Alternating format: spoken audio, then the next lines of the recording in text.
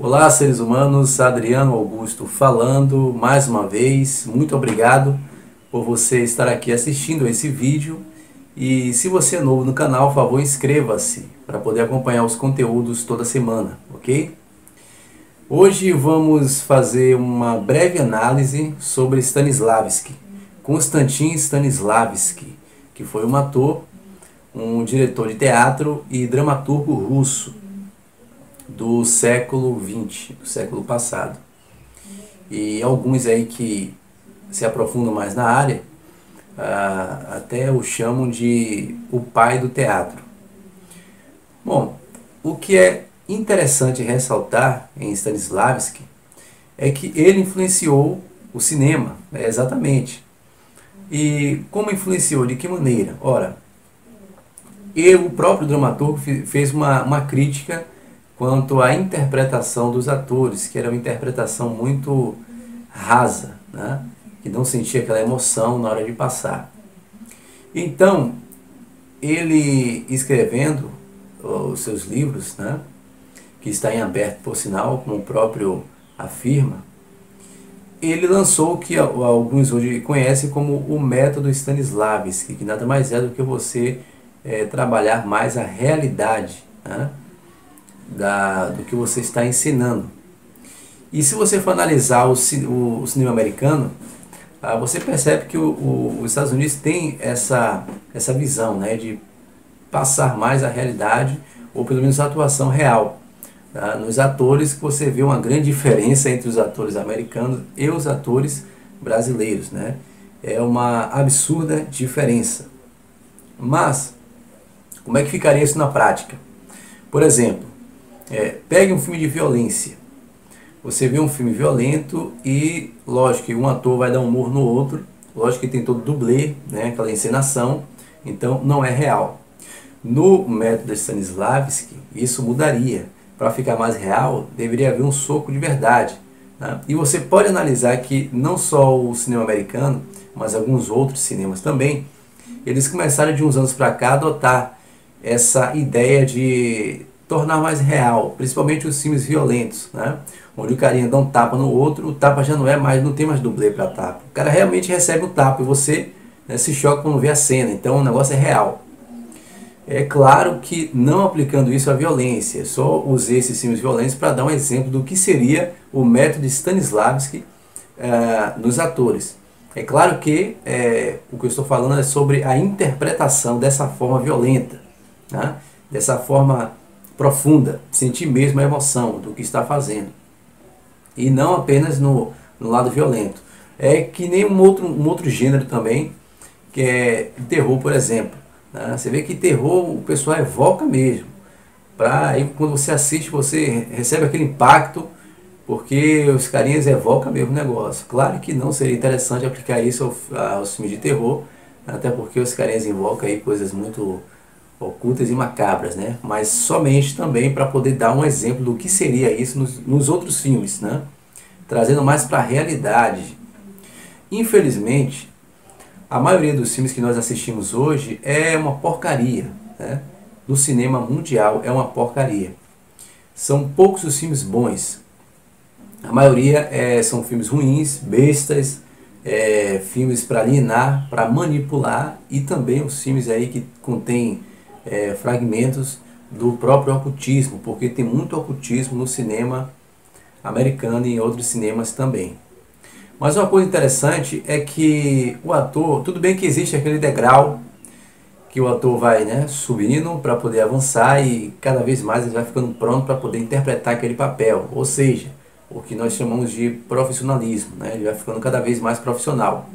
Mas isso não é o fator determinante. Porque você percebe que alguns atores que estavam começando fizeram filmes bons, pelo menos um, né, no mínimo. Enquanto outros atores que são bons fizeram, e já tem muito tempo também veterano, acabam fazendo um filme ruim. E por que isso acontece? Simplesmente porque, antes de a gente culpar o ator, nós temos que analisar o que é que acontece por trás das câmeras, o enredo do filme, os diretores, né? O lado B da situação. E por sua vez, se o ator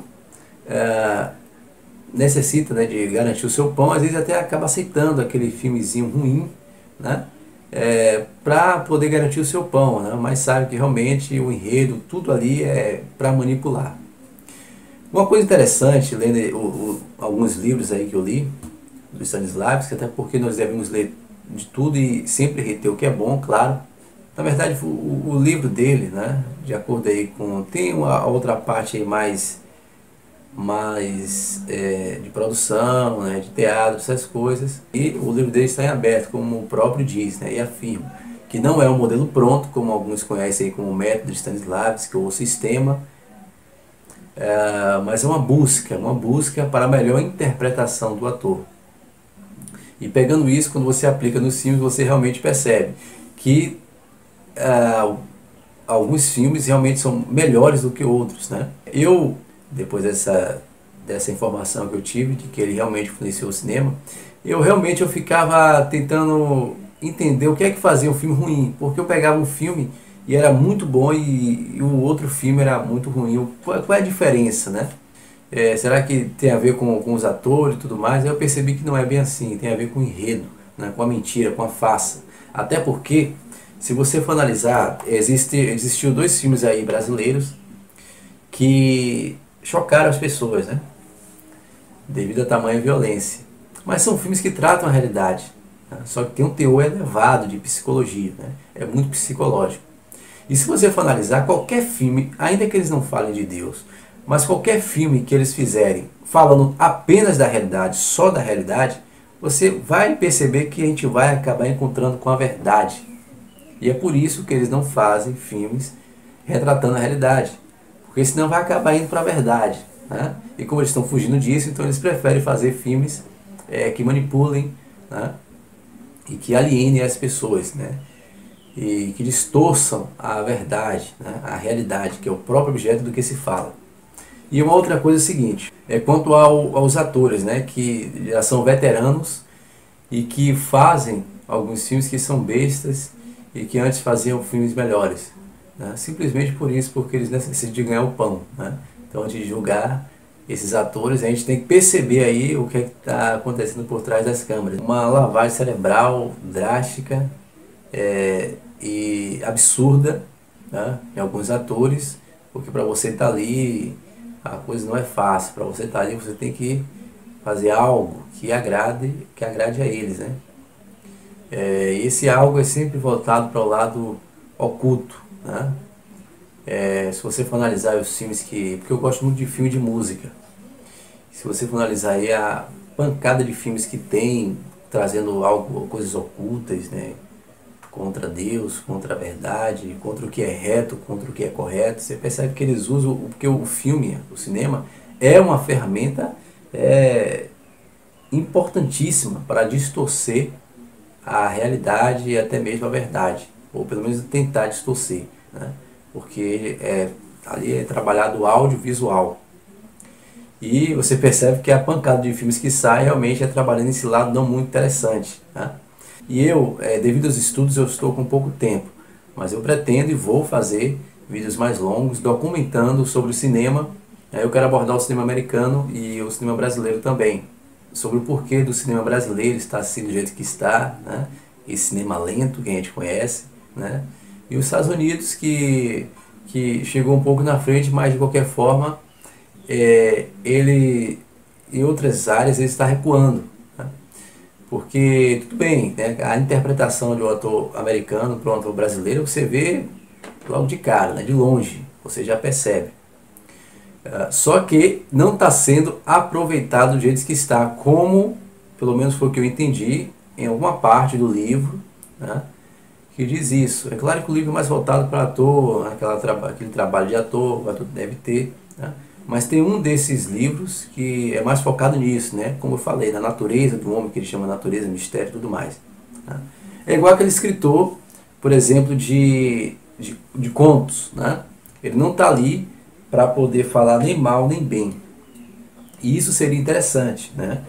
Contador de história, por exemplo, que ele não fala nem mal nem bem, mas só ele contar a história já seria incrível, porque não estaria manipulando nem para um lado, nem para outro, né?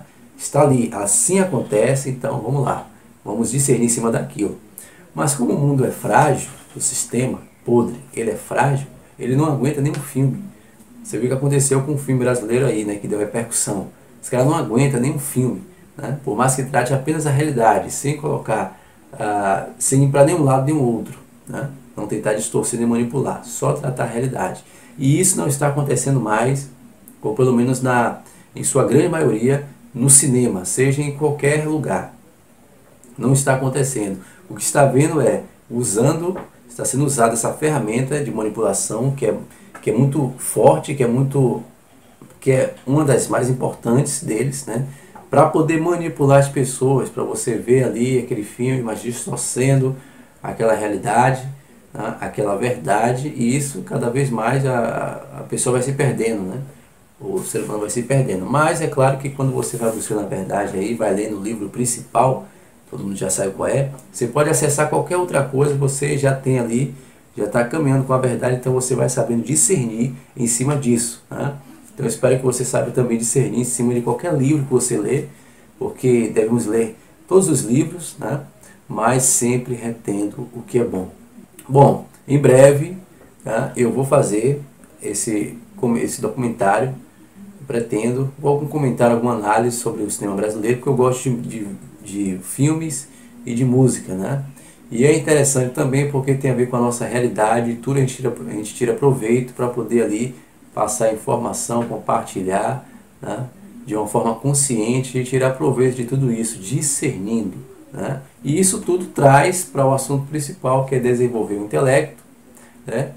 Que é a base para poder você aí evoluir o seu espírito, né? E trazendo aí para o assunto principal, que é o discernimento, né? Que nós devemos ter nesse mundo que está cada vez mais indo para um lado que não é muito interessante, né? Bom, eu agradeço por você ter assistido até aqui esse vídeo, muito obrigado.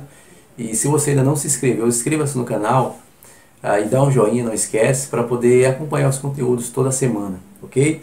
Um abraço e hasta luego.